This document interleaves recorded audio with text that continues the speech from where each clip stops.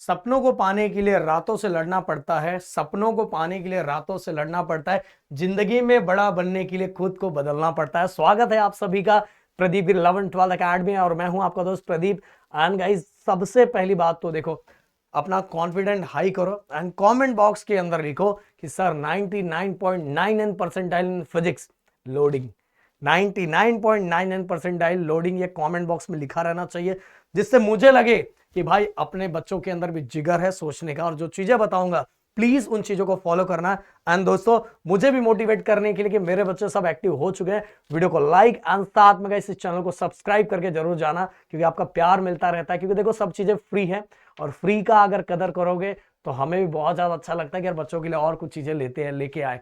तो चलो एक एक करके स्टार्ट करते हैं। अगर आपका टारगेट है फिजिक्स के अंदर एक अच्छा स्कोर करना, देखो गाइस, स्टार्टिंग में एक चीज बता देना चाहूंगा कि पिछले कई सालों का अगर डाटा उठा के देखोगे, या तो मैं अभी से अनाउंस करके आपको बता देना चाहूंगा 2027 के अभी दिसंबर में होगा या तो अप्रैल में, जो आपके दो सीटी होने वाले, आप दोनों में डाटा पहले से ये लॉक करके रख लो। आप जब जाओगे एग्जाम्स के अंदर दोगे, अगर आप अच्छे से पढ़ोगे तो ज्यादातर बच्चों का कहना ये रहेगा, जो पढ़ेंगे उनके लिए तो सब आसान रहता है, पर जो नहीं पढ़ेगा ज्यादातर बच्चों का कहना ये होगा फिजिक्स सबसे डिफिकल्ट था, जो मैथ था मॉडरेट लेवल पे था और केमिस्ट्री इजी था, ऐसा ही कहना रहेगा। क्योंकि इसका रीजन भी है कि फिजिक्स को हमें कैसे पढ़ना चाहिए, क्या पढ़ना चाहिए, वो चीजें बहुत सारे बच्चे कुछ भी करते रहते हैं और लास्ट टू लास्ट बोलते हैं यार ये डिफिकल्ट आता है। अरे भाई, पढ़ने वाला बच्चा भी होता है जिसको जाके पूछोगे तो बोलोगे यार सब आसान था, बहुत सिंपल सिंपल क्वेश्चंस आए थे, वो ये कहता है। तो भाई इसीलिए अभी सही टाइम है, सही टाइम पे अगर पढ़ना स्टार्ट कर दो काम हो जाएगा। एंड डिस्क्रिप्शन में मेरा व्हाट्सअप चैनल भी दिया हुआ, उसको ज्वाइन कर लेना गाइस, कि जो भी चीजें मुझे आपको शेयर करनी रहती है वो मैं उसी के थ्रू शेयर कर पाता हूँ। तो सबसे पहली बात करते हैं कि अगर 100% अगर आपने सोच लिया है, और 100% के एक्चुअल मीनिंग क्या है कि आपको क्या करना चाहिए। सबसे पहली बात तो आपको क्वेश्चन सॉल्व करने के अंदर आपकी स्पीड बहुत फास्ट होनी चाहिए, क्योंकि सीईटी स्पीड भी मांगता है भाई।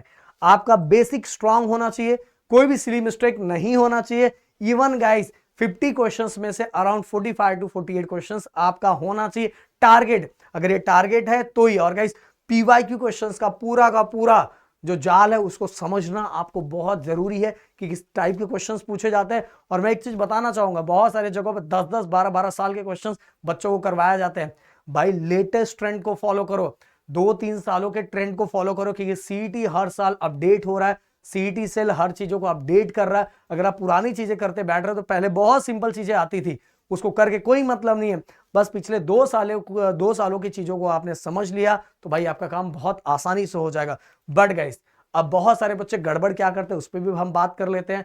जैसे तना मैं बताना चाहूंगा, बहुत सारे बच्चे आप देखोगे कि ओनली डायरेक्ट फॉर्मूला रट्टा करते हैं, डायरेक्ट फॉर्मूले का लिस्ट मिलकर उसको रट्टा करते कहां उसका क्या बेसिक है कुछ पता ही नहीं है। आप देखोगे कि एक ही ओमेगा को 4 जगह अलग अलग तरीके से यूज होता है, तो आपको एक ही फॉर्मूले का स्प्लिटिंग आना चाहिए फिजिक्स के अंदर कि ये थीटा, आप देखोगे, आप सिंपल सी बात, टाइम पीरियड, एक ही टाइम पीरियड हर जगह 10 जगह पे अलग अलग तरीके से यूज होता है। ये तब आपको पता चलेगा जब आपको फॉर्मूले का ब्रेकडाउन समझ में आता है। बहुत सारे जगह क्या करवाया जाता है, बस आपको डायरेक्ट पढ़ा दिया जाता है, पढ़ा के ओनली 4 क्वेश्चंस करवा दिए जाते हैं, उनका काम खत्म हो जाता है। नहीं भाई, जब तक आपको फॉर्मूले का ब्रेकिंग नहीं आएगा तब तक कुछ भी होने वाला नहीं है। फॉर्मूले का ब्रेकिंग का मतलब ये होता है कि ये ओमेगा जो दिया हुआ है ये 4 जगहों पे किस किस तरह से यूज हो रहा है। इस ओमेगा को जब हम यहां यूज कर रहे हैं तो इसका रिलेशन इस हम कैसे पहचानेंगे कि इस क्वेश्चन में यही वाला ओमेगा यूज करना है और यहां ये यूज करना है। ये चीजों का ब्रेकडाउन होना चाहिए। अब डायरेक्ट अगर फॉर्मूला रट्टा कर रहे हो तो फिजिक्स के सीईटी के अंदर आप रोना स्टार्ट कर दोगे। जैसे ही आप देखोगे क्वेश्चंस ना, आपके सर के ऊपर से पूरा चला जाएगा। नोट्स, बहुत सारे बच्चे बस नोट्स कलेक्ट करते हैं, उनकी जिंदगी बस नोट्स कलेक्ट करने में होती है, बाकी कुछ करने में नहीं होती। इवन गाइस, बहुत सारे बच्चे तो न्यूमेरिकल्स को अवॉइड करते हैं। भाई सीईटी में न्यूमेरिकल को अवॉइड नहीं कर सकते, नहीं तो परसेंटाइल आपको अवॉइड कर देगा। और बहुत सारे बच्चे डायरेक्ट बाय डायरेक्ट 12 स्टार्ट करते हैं विदाउट बेसिक को क्लियर किए बिना। मैं तो पहले ही बता चुका, जो आपका टीचर, अगर आपका टीचर बहुत अच्छा है, आपने टीचर का सिलेक्शन बहुत अच्छा किया है, तो सिंपल सी बात है, जब भी वो स्टार्ट करेगा तो आपको जो भी टॉपिक पढ़ाएगा अगर उसका रिलेशन 11 के साथ है तो आपको जरूर एक्सप्लेन करेगा, 9 के साथ है, 10 के साथ है तो भी एक्सप्लेन करेगा, अगर आपका टीचर अच्छा है। तो सीईटी के अंदर अगर आपकी स्पीड अच्छी है, आपके कॉन्सेप्ट बेसिक कॉन्सेप्ट बहुत क्लियर है, बेसिक कॉन्सेप्ट के बारे में तो मैंने पहले ही बता दिया कि आपके पास अब ये टाइम नहीं कि अब 11 का पूरा चैप्टर पढ़ने बैठोगे, नहीं। आपका टीचर अच्छा है तो ये चीजें ऐसे ही खत्म कर देगा, बेसिक कॉन्सेप्ट वाला। हाँ, स्पीड आपके ऊपर है, जितना बार बार जितने ज्यादा क्वेश्चंस को सॉल्व करते जाओगे स्पीड बढ़ती जाएगी। स्टार्टिंग में आप एक भी क्वेश्चन उठाओगे ना, हो सकता है 20 से 25 मिनट आपको सॉल्व करने में लगे, जबकि सीईटी में ऐसा नहीं है भाई, स्पीड बहुत बढ़ाना पड़ेगा। 20 से 25 मिनट एक क्वेश्चन करोगे तो भाई 4-5 क्वेश्चन भी सॉल्व नहीं कर पाओगे, समझ में आए। इसीलिए स्पीड मैटर करता है, बट स्टार्टिंग में आपको टाइम लगेगा, बट अगर स्टार्टिंग में ही अब हार मान लोगे तो कुछ होने वाला नहीं। धीरे धीरे बहुत सारे क्वेश्चन जब सॉल्व करना स्टार्ट करोगे तो ये टाइम धीरे धीरे धीरे धीरे कम होना स्टार्ट होगा, फिर 1 मिनट से कम में हो जाएगा, क्योंकि स्टार्टिंग में आपको चीजें ही समझ नहीं आती ना, और ये सबके साथ होता है। तो सीईटी के अंदर मैंने बोला स्पीड बहुत ज्यादा मैटर करता है। इसके बाद गाइस अपने को क्या करना है, सबसे पहला अगर आपने बेसिक स्ट्रॉन्ग कर लिया तो न्यूमेरिकल्स इजी लगने लगेंगे। फॉर्मूले को आपने ब्रेकडाउन समझ लिया तो फॉर्मूला कहां पुटिंग करना है वो समझ में आने लगेगा। इवन गाइस आपकी स्पीड इंप्रूव हो जाएगी, और जो आप गलतियां कर रहे हो गलतियां नहीं होगी, और आपका हर जो क्वेश्चंस को समझने का तरीका है वो बहुत ज्यादा आसान हो जाएगा। अगर बेसिक आपका खराब है तो सिंपल सी बात है, बेसिक खराब है तो स्कोर भी खराब ही आएगा। और बेसिक का तो मैंने तरीका सॉल्यूशन बता दिया कि टीचर अच्छा सिलेक्ट करो, अपने आप हो जाएगा। मॉक टेस्ट, अगर मॉक टेस्ट आप नहीं दे रहे हो तो भाई बहुत गलती कर रहे हो, कि अगर मॉक टेस्ट देते हो तो आप रॉन्ग क्वेश्चंस को एनालाइज कर सकते हो, सिली मिस्टेक को जो आप बार बार आपसे होता था उसको इंप्रूव कर सकते हो। वीक चैप्टर जो होते हैं, वीक चैप्टर को आइडेंटिफाई आप क्या करना पड़ता है मॉक टेस्ट के अंदर।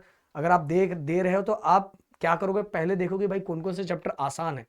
जो चैप्टर आसान है, जब टेस्ट दे रहे हो तो इससे रिलेटेड जो क्वेश्चंस आ रहे हैं उसको आप आंसर दे पा रहे हो, जिसके आंसर आप बार बार दे पा रहे हो। मॉक टेस्ट देखो तो आपको लगेगा, पता चलेगा कि यार ये चैप्टर के क्वेश्चंस आप बार बार दे पा रहे हो, तो आपको समझ में आ जाएगा ये चैप्टर आपके लिए इजी है। और कौन से ऐसे चैप्टर है जिनका आप आंसर नहीं दे पा रहे हो, कंफ्यूज हो जा रहे हो, तो आपको लगेगा कि हाँ ये आपके लिए डिफिकल्ट है, उसकी तैयारी आपको ज्यादा करनी पड़ेगी। इसीलिए गाइस मॉक टेस्ट देना सीईटी में बहुत ज्यादा जरूरी है, बहुत ज्यादा जरूरी है, जिससे आप आइडेंटिफाई कर सकते हो कि क्या चीजें सही है क्या गलत है, किसमें आप वीक हो किसमें आप स्ट्रांग हो, ये आप एनालाइज कर सकते हो। समझ में आ रहा है।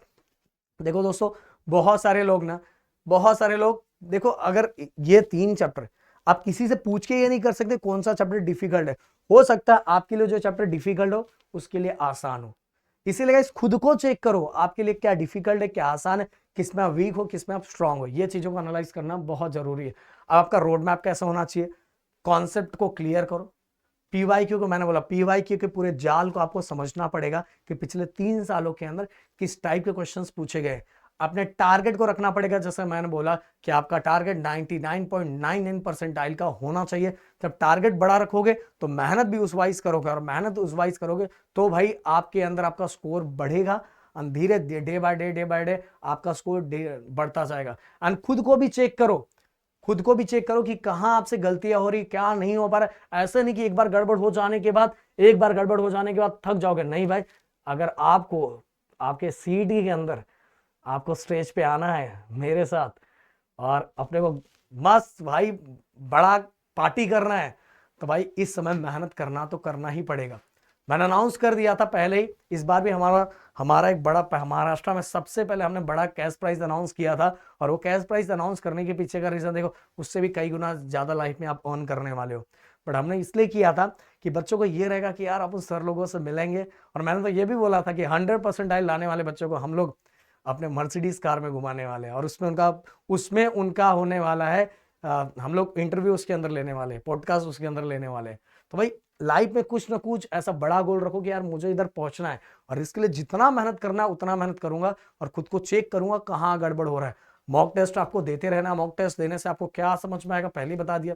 आप खुद को समझ पाओगे कौन से चैप्टर के क्वेश्चन समझ में आ रहे, कौन से चैप्टर आप नहीं समझ पा रहे। इवन गाइस बहुत बार ऐसा होता है कि आपका वो चैप्टर का सब कुछ हो चुका रहता है, फिर भी एग्जाम में जाने के बाद क्वेश्चन को आइडेंटिफाई नहीं कर पाते। और ये चीजें अगर पहले से समझ लोगे कि कौन सी चीजों को आइडेंटिफाई नहीं कर पा रहे, तो उसको आप ठीक कर लोगे। समझ में आ रहा है। स्पीड, आपकी स्पीड कैसी है, आप एक क्वेश्चन को सॉल्व करने के लिए कितना टाइम ले रहे हो, ये सभी जानना आपको जरूरी है। इवन गाइस शॉर्ट नोट्स बनाना बहुत जरूरी है सीईटी के लिए।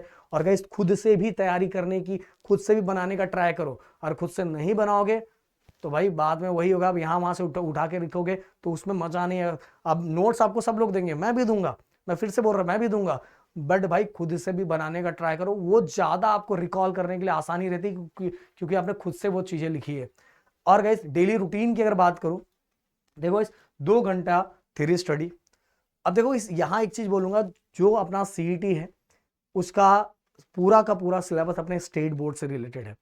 तो अगर जो टॉपिक आज आपने बोर्ड के लिए प्रिपेयर किया, उसी से रिलेटेड जो टॉपिक है उसी, जैसे मान लो रोटेशनल डायनामिक आपने पहला चैप्टर स्टार्ट किया, mechanical property of fluid start किया या केटीजी स्टार्ट किया, जो भी टॉपिक स्टार्ट किया, आपने जो टॉपिक आज बोर्ड के लिए प्रिपेयर किया उसी से रिलेटेड जो एमसीक्यू है, जो पीवाईक्यू है, वो पीवाईक्यू सीडी के लिए प्रिपेयर कर लो।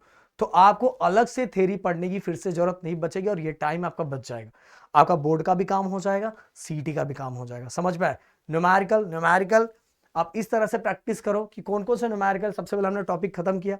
अब देखो पीवाईक्यू पिछले 3 सालों के अंदर कौन से न्यूमेरिकल सीटी के अंदर पूछे गए, वो आपने कर लिया, तो भाई यहां भी 2 घंटे के बदला 1 घंटा टाइम हो जाएगा। तो स्कॉलर लोग जो रहते हैं ना भाई, जो टॉपर्स बच्चे रहते हैं ना, उसी तरह से टाइम बचाते हैं, तो ये टाइम आपका यही हो जाएगा। तो आपको ये एक्स्ट्रा टाइम, पर ये उनके लिए है जो अपना सेपरेट अलग अलग करना चाहते हैं। मैं बोल रहा हूं अगर बोर्ड और सीटी आप साथ में लेके बैलेंस करके चल सकते हो, क्योंकि अपना जो सीटी है ना भाई, अपने स्टेट बुक से ही आता है, उसी से रिलेटेड है, उसी से रिलेटेड सब चीजें। भले आपके नोटिफिकेशन जेई मेंस लिखा हुआ है भाई, जिन्होंने जेई दिया हुआ ना उनसे जाके पूछो जेई के क्वेश्चंस कैसे होते हैं। और 30 मिनट्स नोट्स तो बनाना चाहिए, ये बात, और 30 मिनट्स रिवीजन ये तो रहना चाहिए, और बाकी ये टाइमों को आप बचा सकते हो। लास्ट टू लास्ट एक ही चीज बोलना चाहूंगा, देखो आपको मोटिवेट करने के लिए कोई बहुत बड़ी बड़ी चीजें या कहीं कहीं बड़े बड़े वीडियोस सुन लेने से कोई मतलब नहीं होता। लाइफ में सबसे बड़ा मोटिवेशन एक ही चीज है कि अगले साल मैं क्या करने वाला हूं।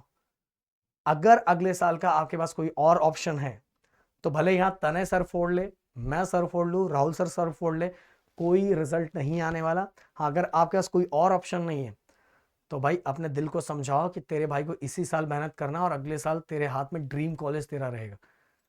एक ही मोटिवेशन है, और बिना मतलब के बड़े बड़े मोटिवेशन के ज्ञान मत लेते जाओ। मोटिवेशन खुद से, तुम्हारे घर में मम्मी पापा है, मम्मी पापा को हमेशा याद रखो, खुशी के आंसू बहुत बार दिए हैं, मतलब खुशी के आंसू थोड़ी उल्टा बोल दिया मैंने, गम के आंसू बहुत बार दिए हैं, खुशी के आंसू देने का मौका एक ही है, और ये मौके को हाथ से जाने मत दो। बहुत अच्छा लगता है, बहुत खुशी होती है भाई, रौला जम जाता है भाई, और रौला छोड़ो अपना फ्यूचर बन जाता है भाई। तो ये साल पूरी तरह से दुनिया से अलग हो जाओ, कट जाओ, बस मुझे और आपको, हमें एक दूसरे से मतलब है, बस हमारा हाथ और साथ पकड़े रहो, देखो लास्ट तक तुम्हें छोड़ के आएंगे। और वैसे अगले साल भी इंजीनियरिंग में भी हमें मिलने वाले हैं, समझ में आया? तो मिलते हैं नेक्स्ट वीडियो में। Thank you so much guys, जय हिंद एंड जय महाराष्ट्र दोस्तों।